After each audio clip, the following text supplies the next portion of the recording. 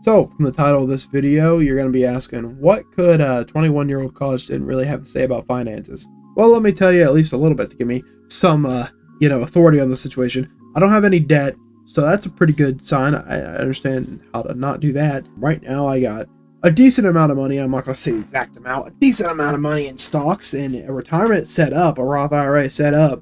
The basic steps you probably should take if you haven't already, by the way. I got a decent amount of money in my bank account. Definitely spent a lot lately trying to book a hotel in DC. It wasn't fun. But besides that, I got a good amount saved up, a lot of my savings, although I'm thinking about moving it to a more higher yield savings account. We'll get to that.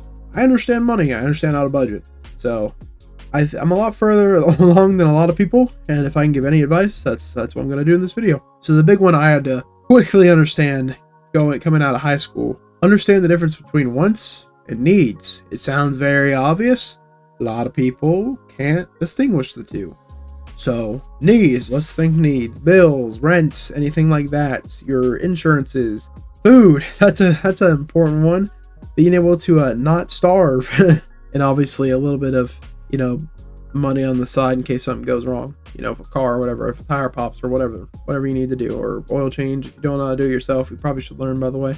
That's one of the easier things to learn with a car. Basically, those are your needs, the things you have to spend money on. Your wants can be, I don't know, the newest iPhone. You probably don't need it. I'm an Android guy. I've upgraded my phone once in the last 8 years. It's going to be any sort of extra products you don't need, or, you might overindulge on food. You might go out to eat a lot. You don't really need to do that. You can cook at home and save a lot of money. Basically going out, and this is sad, but it's true. Going out and doing literally anything just for fun or whatever. It's a want, not a need. Now you might think it's a need. You might think you need to go to the bar or go drink with your buddies or go golfing. I don't know, something. Go bowling once a week. You don't have to. It's a fun thing to do. I understand it. I do it from time to time, not weekly, but I go out from time to time. That is a want. You don't have to do that. You want to do it. So that's 99% of my advice is understanding those. The other 1%, keep a budget. That kind of goes hand in hand.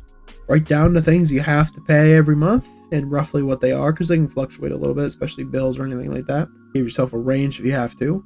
And then your wants. And then look at look how much money you're spending versus how much you're bringing in. And cut out the wants if you have to. Make sure you're not overspending. Cut out the wants, or at least the ones that you want the least. And, save a little money extra every month. Put it in savings or invest it. Speaking of investing, take your leftover money, put it to good use. That can be physical goods.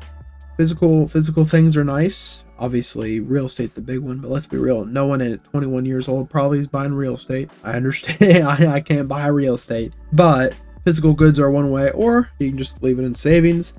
That's what most people do. It's not perfect, but it works. What I've done with a lot of my money, stocks, not crypto, except I put a little bit of money in Bitcoin. I'll be upfront with that, but not.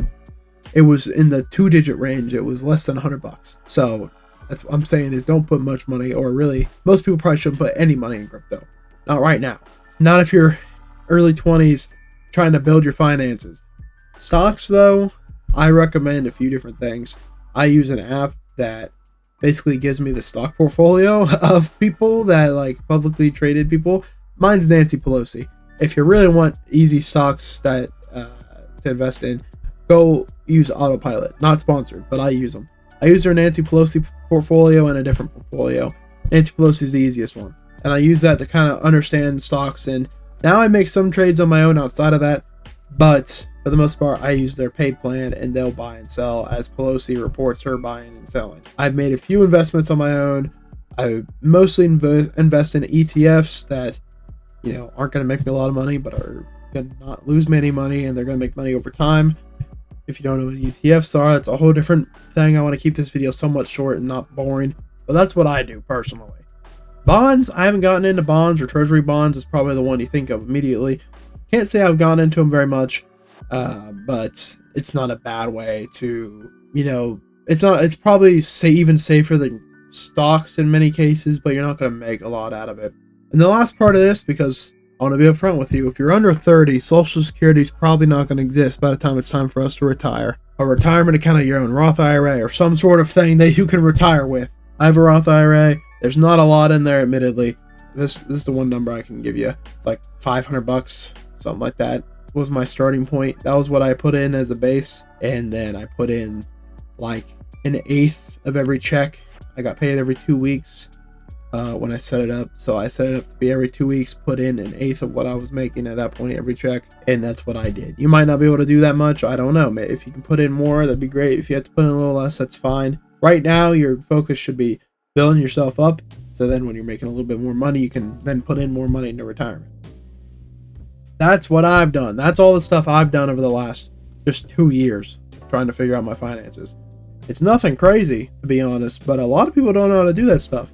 If you're asking for recommendations on like what company or site to use, I'm not gonna lie, I use Robinhood for everything. I'm thinking about switching off Robinhood for my Roth IRA. I'm thinking of switching over to Fidelity or opening a Fidelity account alongside my Robinhood Roth IRA. I'm not exactly sure how I'm gonna do that yet, but outside of that, that's pretty much my college student financial advice. If you're not doing all that, you probably should, if you can afford all that. I would hope so, especially the first two, the wants and needs and budget part. So that's my financial advice to leave. Any advice to leave it in the comments, or any questions, leave it in the comments. I'll try to get to it, and that'll be it.